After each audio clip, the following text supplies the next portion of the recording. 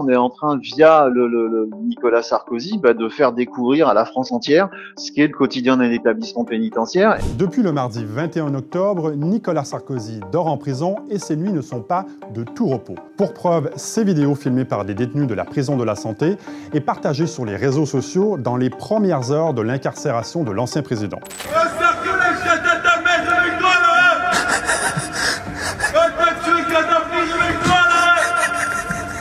Sarkozy! Sarko, il est juste là, quartier isolé. Il est tout seul en cellule, il vient d'arriver. Il va passer une mauvaise attention. On va venger Kadhafi! On encourage tout, Sarko! Rends les milliards de dollars! Ces images ont fait réagir même des personnalités pas franchement habituées à se soucier des conditions de détention dans les prisons françaises, comme Marine Le Pen qui a affirmé son dégoût. De son côté, le ministre de la Justice a annoncé des sanctions disciplinaires contre les détenus, qui sont par ailleurs déjà en garde à vue pour menace de mort. Vous nous annoncez ce soir que ceux qui se sont filmés en train d'invectiver et de menacer le président Sarkozy vont être changés de prison. Exactement, on va d'abord terminer la procédure judiciaire. D'abord, ils sont en garde à vue au moment où je parle. Ensuite, ils vont passer en comparution immédiate, j'espère, en respectant l'indépendance de la justice, qui seront fermement condamnés.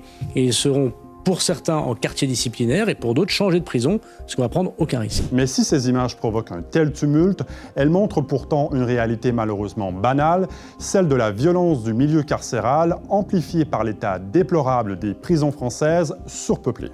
En 2025, on compte en France près de 85 000 détenus pour seulement 63 000 places dans ces établissements. Ces faits sont dénoncés depuis des années, à la fois par ceux qui y purgent une peine et par ceux qui y travaillent. Nous, on a envie juste de dire bienvenue dans le quotidien de la prison, en fait. Puis c'est aussi une occasion de pouvoir discuter des vrais sujets qui sont finalement aujourd'hui plus, au-delà de l'incarcération de Nicolas Sarkozy, plus les conditions d'exercice des personnels pénitentiaires dans un contexte de surpopulation carcérale et de manque d'effectifs qui aujourd'hui devient véritablement problématique en vérité.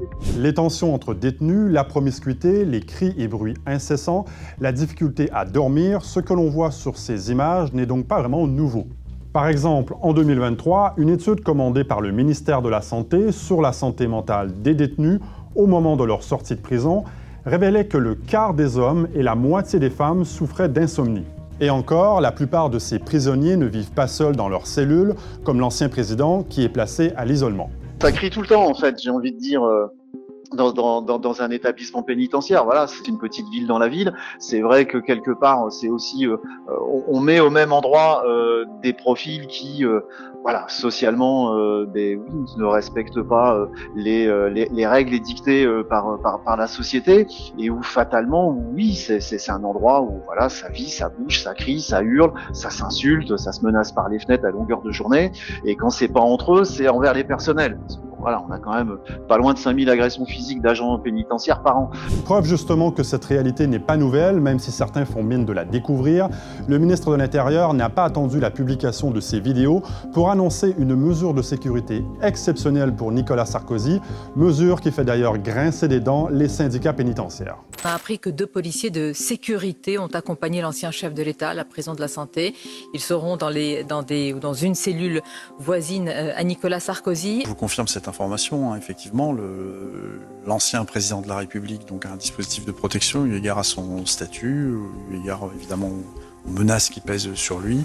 Et ce dispositif a effectivement été maintenu en détention. C'est évidemment un citoyen comme les autres, mais il y a des menaces un peu plus importantes qui pèsent sur l'ancien président de la République, qui est Nicolas Sarkozy. On a un ministre de l'Intérieur et un directeur d'administration pénitentiaire qui viennent dire publiquement que les personnels pénitentiaires ne savent pas faire leur travail, ne sont pas capables d'assurer la sécurité d'un détenu. On a aussi également, nous, 2 policiers armés dont il faut aussi assurer quelque part la prise en charge et qui viennent ajouter une surcharge de travail. Le brouhaha médiatique et politique autour de la détention de Nicolas Sarkozy, dont la sécurité doit bien sûr être une priorité comme celle de tout autre détenu, permet donc de rappeler le quotidien en prison. L'endroit n'est donc pas, comme on l'entend parfois à droite et sur certains plateaux de télévision, un Club Med.